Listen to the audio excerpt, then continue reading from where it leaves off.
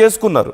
ఇది 1960లో, అది 1940లో ఏర్పాటు చేసుకుంటే 1960లో ఏర్పాటు చేసుకున్నారు. తర్వాత అదే ఇయర్లో దీన్ని కూడా ఏర్పాటు చేసినటువంటి పరిస్థితి మిగతా మరికొన్ని దేశాలు కలిసి. అయితే వీళ్ళందరూ కూడా మరికొన్ని బలమైన దేశాలు ఇందులో ఉన్నాయి. ఓపెక్ ప్లస్కి వచ్చేసరికి Saudi Arabia, Iran, Iraq, Kuwait, Venezuela, Russia, Kazakhstan, Oman, Mexico, Azerbaijan, Malaysia, Bahrain, Brunei, అలాగే సౌత్ సుడాన్ ఈ దేశాలు ఓపెక్ ప్లస్లో కనిపిస్తున్నాయి. అంటే ఇన్ఫ్యాక్ట్ ఓపెక్తో పోల్చుకుంటే OPEC plus countries are more stronger and వీళ్ళు డామినేషన్ ఎక్కువగా కనిపిస్తుంది. ఇప్పుడు యూఏఈ ఎందుకు బయటకు వచ్చింది అనేది చాలా కీలకమైనటువంటి అంశంగా కనిపిస్తుంది. ప్రధానంగా రాజకీయ ఒత్తిడి కొంత కనిపిస్తుంది.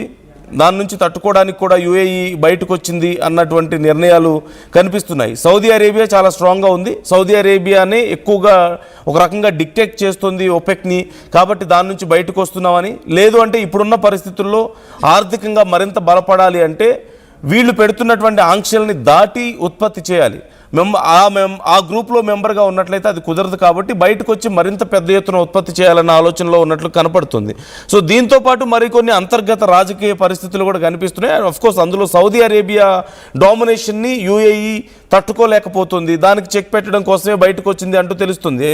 మరి ఇప్పుడున్న పరిస్థితుల్లో ఓపెక్ ప్లస్ వైపు ఏమన్నా అడుగులు వేసే అవకాశం ఉందా, ఇంకేదైనా ఇన్ఫ్లుయెన్స్ ఉందా అనే కోణంలో కూడా ఇప్పుడు విచారణ జరుగుతున్నట్లుగా కనిపిస్తుంది. And you can see the details. ఇప్పటికే యూఏఈ తప్పుకుంటూ తీసుకున్నటువంటి నిర్ణయానికి సంబంధించినటువంటి డీటెయిల్స్ నేను మీకు స్క్రీన్ మీద చూపిస్తున్నాను. మే 1 నుంచి ఈ నిర్ణయం అమల్లోకి రాబోతుంది. మరి బయటకు వచ్చిన తర్వాత ఇంకా ఎలాంటి నిర్ణయాలు ఉండబోతున్నాయి, ఎంత పెద్ద స్థాయిలో ఉత్పత్తి చేయబోతున్నారు, ఏ కంట్రీస్తో ఇప్పుడు మళ్ళీ కొత్తగా నెగోషియేషన్స్ ఉండబోతున్నాయి, ఎంతకి బిజినెస్ ఉండబోతుంది అనేది చాలా కీలకంగా మారింది. అండ్ అఫ్ కోర్స్ ఇప్పుడు యూఏఈతో పాటుగా మరికొన్ని దేశాలు కూడా బయటకు వచ్చే అవకాశాలు చాలా క్లియర్గా కనిపిస్తున్నాయి. సో ఇప్పుడు జరుగుతున్నటువంటి యుద్ధ పరిణామాల్లో చాలా నష్టపోయినటువంటి దేశాల్లో ఖచ్చితంగా యూఏఈ కూడా ఉంది. ఈ నేపథ్యంలో యూఏఈ సౌదీ అరేబియా డామినేషన్ని తట్టుకొని అక్కడ ఉండడం కంటే బయటికి రావడం బెటర్ అంటూ, సొంతగా బిజినెస్ చేసుకోవడం బెటర్ అంటూ నిర్ణయం తీసుకుంది. But at the same time ఈ protection is also very important. ఈ దేశాలకి సంబంధించి వాటిని ఎలా బ్యాలెన్స్ చేసుకుంటుంది, ఫర్దర్గా ఎలా కొనసాగుతుంది అనేవి ఎన్నో ప్రశ్నలు బయటకు వస్తున్నాయి. కానీ ప్రపంచ ఆయిల్ మార్కెట్లో మాత్రం ఇది ఒక పెద్ద కుదుపు కాబోతుందా? ఒకవేళ కనుక సప్లైని పెంచినా రేట్లో ఏదైనా డిఫరెన్స్ వచ్చినా సరే మరింత కుదుపు, అది రేటు పెరగడానికైనా తగ్గడానికైనా ప్రభావం చూపించే అవకాశం ఉంది.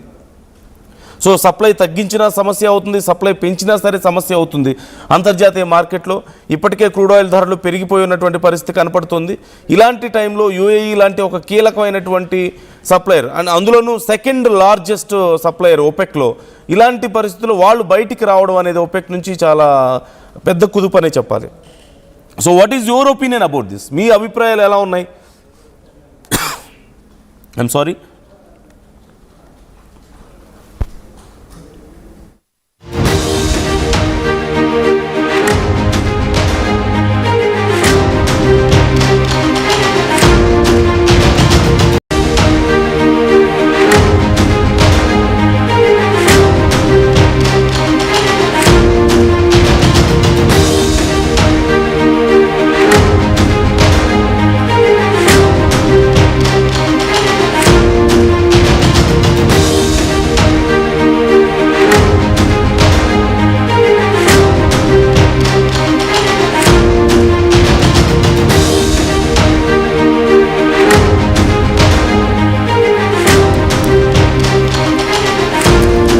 మరొక కీలక పరిణామం చోటు చేసుకుంది అంతర్జాతీయ స్థాయిలో. యూఏఈ ఒక సంచలన నిర్ణయం తీసుకుంది. ప్రపంచ చమురు రాజకీయాల్లో ఒక భారీ కుదుపు అనే చెప్పాలి. Organization of the petroleum exporting countries OPEC నుంచి యూఏఈ తప్పుకోవాలని నిర్ణయం తీసుకుంది. మే 1 నుంచి ఈ నిర్ణయం అమల్లోకి వస్తుందంటూ ప్రకటించింది. చమురు ఉత్పత్తి కోతలపై అసంతృప్తితోనే ఈ కఠిన నిర్ణయం తీసుకున్నట్లుగా తెలుస్తోంది. సౌదీ అరేబియా ఆధిపత్యానికి యూఏఈ చెక్ పెట్టే ఆలోచనలో ఉన్నట్లు కనపడుతుంది. సొంతగా చమురు ఉత్పత్తిని పెంచుకునేందుకే ఈ వ్యూహం అంటూ మరికొందరు అంటున్నారు. గ్లోబల్ మార్కెట్లో ముడి చమురు ధరలు తగ్గే అవకాశం చాలా క్లియర్గా కనిపిస్తోంది. ఓపెక్ కూటమిలో 3వ అతిపెద్ద చమురు ఉత్పత్తిదారు యూఏఈ.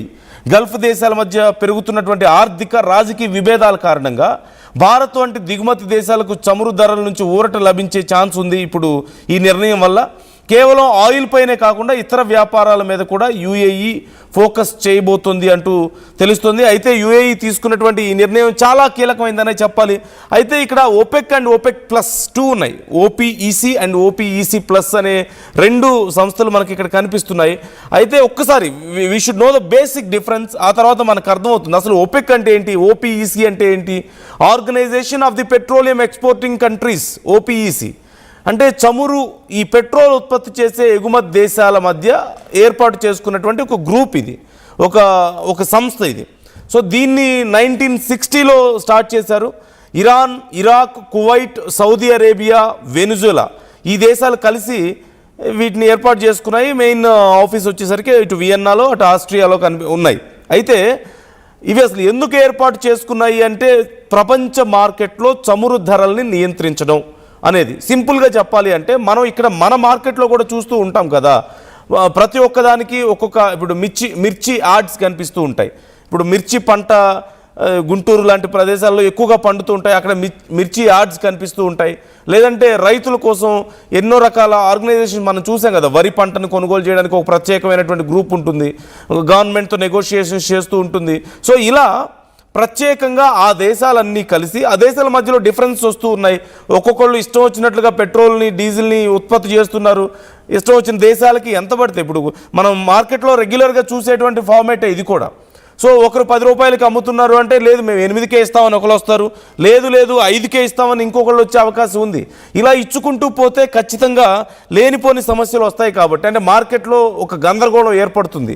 ఎవరు పడితే వాళ్ళు ఎంతకు పడితే అంతకి అమ్ముకోవడం, ఎంత పడితే అంత సప్లై చేస్తూ పోతే డిమాండ్లో సమస్య వస్తుంది. రేట్లు ఒక్కోసారి భారీగా పడిపోతాయి. లేని టైంలో ఇష్టం వచ్చిన వాళ్ళు ఇష్టం వచ్చినంతగా అమ్ముకోవడానికి అవకాశం ఉంటుంది. So simply to control the supply and demand, ఈ బ్యాలెన్స్ని మెయింటైన్ చేయడం కోసం, ప్రైస్ బ్యాలెన్స్ని మెయింటైన్ చేయడం కోసం, మార్కెట్లో ఒక స్థిరీకరణ కోసం, ఒక బ్యాలెన్స్ కోసం దీన్ని క్రియేట్ చేసుకున్నారు. అయితే ఇప్పుడు దీని నుంచి తప్పుకోవాలని యుఏఈ నిర్ణయం తీసుకుంది. గతంలో కూడా కొన్ని దేశాలు తప్పుకున్నటువంటి